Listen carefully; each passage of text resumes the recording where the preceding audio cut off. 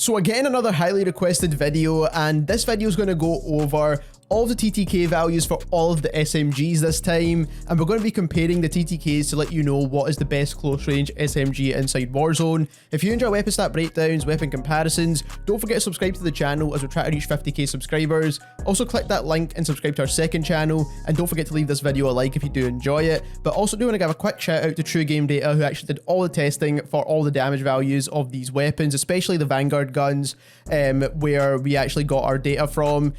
So I'll leave a link to all their stuff down below. But like I said, this video is going to be going over every single SMG, and we're going to be comparing the TTKs of all of them, especially for close range, because close range is probably more important than even recoil when it comes to SMGs.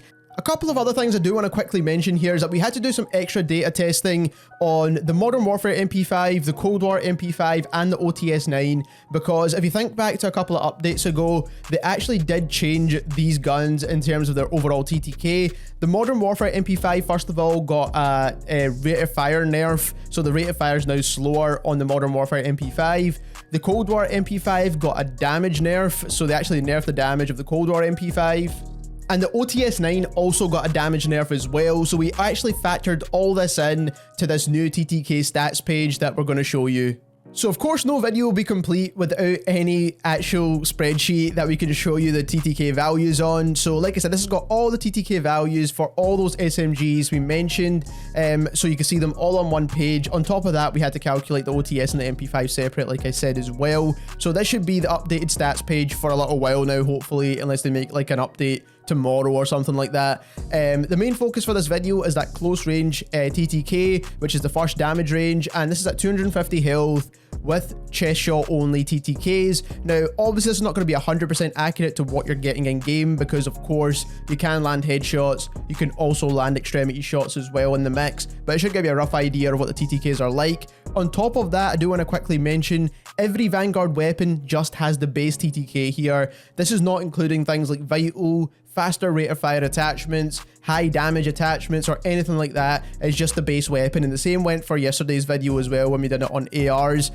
So you can get better TTKs on the Vanguard weapons. Let's get on into the actual comparison now. So what we've got here is the first damage range, the second damage range, and the third damage range. Yesterday's video was more important with the second damage range with the assault rifles, but this video, like I said, the most important thing will be the first damage range when it comes to TTKs. So let's order this in, well, the fastest TTK order. And first of all, we have the Modern Warfare AUG. So the Modern Warfare AUG kills in 487 milliseconds, which is the fastest TTK of all the guns that we have on this spreadsheet. Like I said, keep in mind, all the Vanguard guns are just the base weapon, no attachments on them.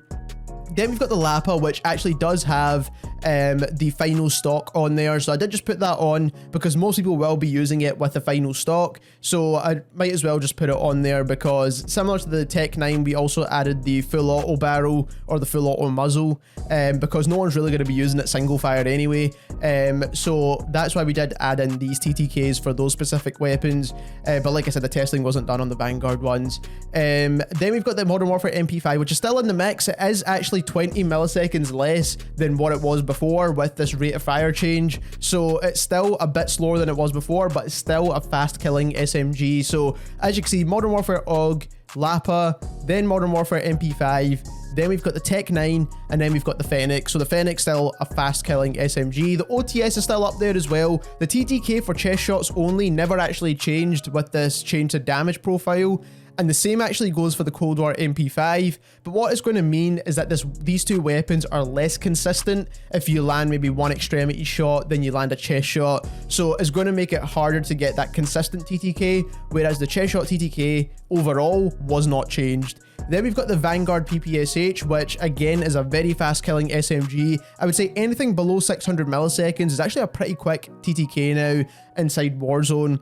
Now, the only difference I would say is that if you equip any barrels, like if you have faster rate of fire, or if you equip any attachments like give you a faster rate of fire or higher damage, you will get a slightly faster TTK on the Vanguard PPSH, so it could be slightly higher up on the list with the correct attachments, but like I said, this is just the base weapon for now.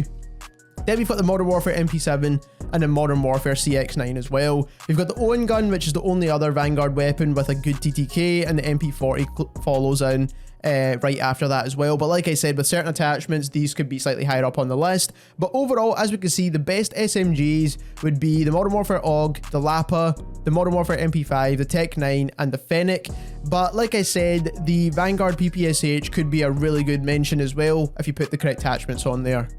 Moving on into some great weapon builds now. First of all, we've got the MP40. Now, the reason why I put the MP40 still on this list is because even though it doesn't have the best TTK out of the bunch, if you do equip some of these attachments, you will get a slightly better time to kill than what you would expect with the base weapon. So we've got the recoil booster on there, which is going to give you a faster fire rate. We've also got the 64 round drums, which doesn't change your damage profile in any way. Then we've got the hollow point rounds, which is going to give you better limb damage with a slight con to your damage range. And then every other attachment is just kind of to build for movement speeds. But this gun has super low recoil, so you're going to get very consistent time to kills with this gun at close range, and that is why I still recommend you trying this out. If you want the fastest killing Vanguard gun, then you need to go for the PPSH from Vanguard with the following build right here. So we've got the recoil booster, which is going to give you a con to accuracy, but at close range, it shouldn't really matter too much. But you do get a boost to your fire rate.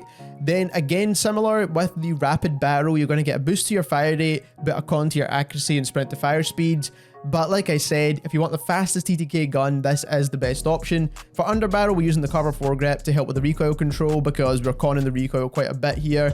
Then we're using the standard mags. This is going to give you the best possible TTK. You can use the Nambu mags if you want an even faster fire rate, but it will help with recoil, but it's going to con your damage a little bit.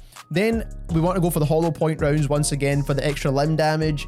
And then every other attachment is to kind of control the recoil as much as possible and give you slightly better movement speeds with the quick attachment. And the folding stock is the best stock for the PPSH 41, regardless of what anyone says. This is the best one.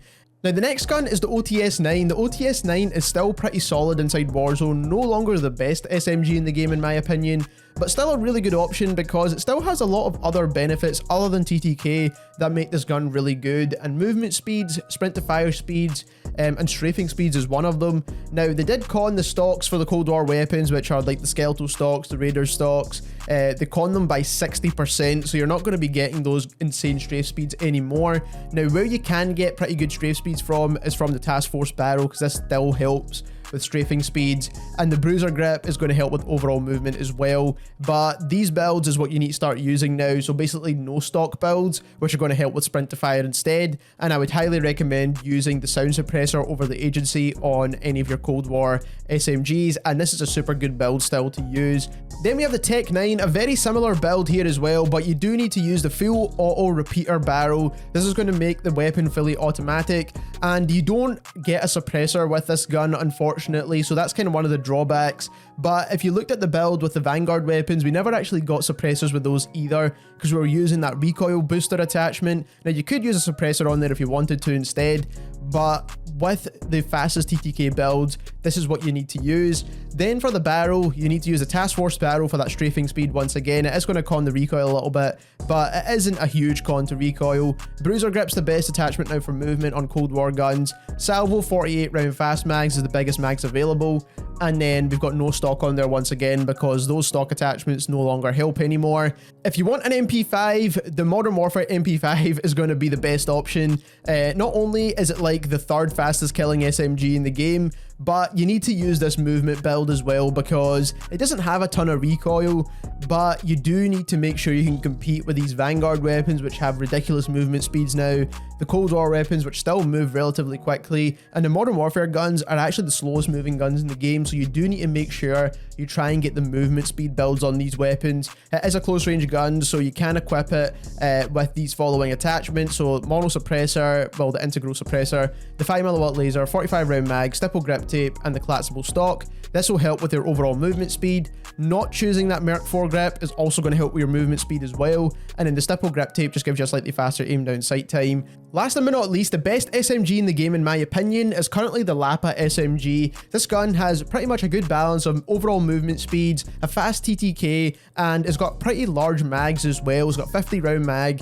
so you can definitely compete with these Vanguard guns, and most people probably already have this leveled up. Now, what I would recommend is this build right here, the sound suppressor build with the BR compact barrel, which doesn't actually help with strafing speeds, which is a bit unfortunate.